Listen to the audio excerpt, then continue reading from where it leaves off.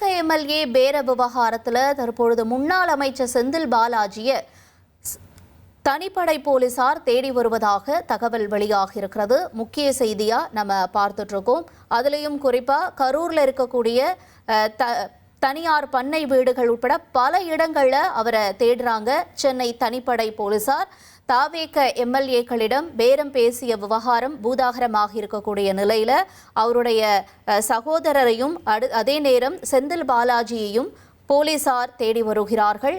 கிட்டத்தட்ட ஊத்தங்கரை தாவேக எம்எல்ஏ கிட்ட 9 பேர் பேரம் பேசியதாகவும் 9 பேரிடம் செந்தில் பாலாஜியின் சகோதரர் அசோக் குமார் மீதும் வழக்கு பதிவு செய்யப்பட்டிருக்கிறது.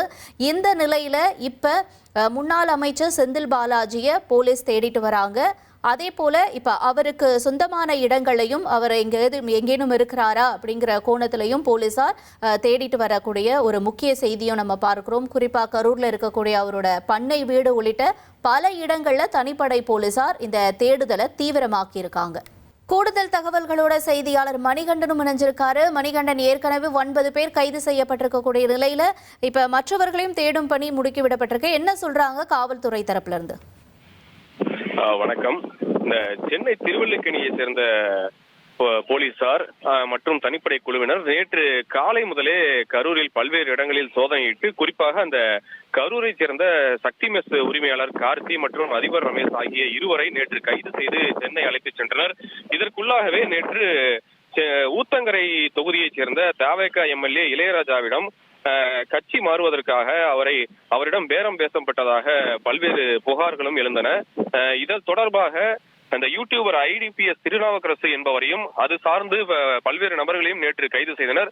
இதே வழக்கில் தான் நேற்று அந்த கார்த்தி ரமேஷ் ஆகிய இருவரையும் நேற்று கைது செய்து அவர்களிடம் தற்போது வரை விசாரணையானது நடைபெற்று வரக்கூடிய சூழ்நிலையில இது தொடர்பாக முன்னாள் அமைச்சரும் திமுகவின் தற்போதைய கோவையை சேர்ந்த சட்டமன்ற உறுப்பினர் செந்தில் பாலாஜி மீதும் புகார்கள் எழுப்பப்பட்டன. மேலும் அவரது தம்பி அசோக்குமார் மூலமாக இந்த புகார் எழுப்பப்பட்டது.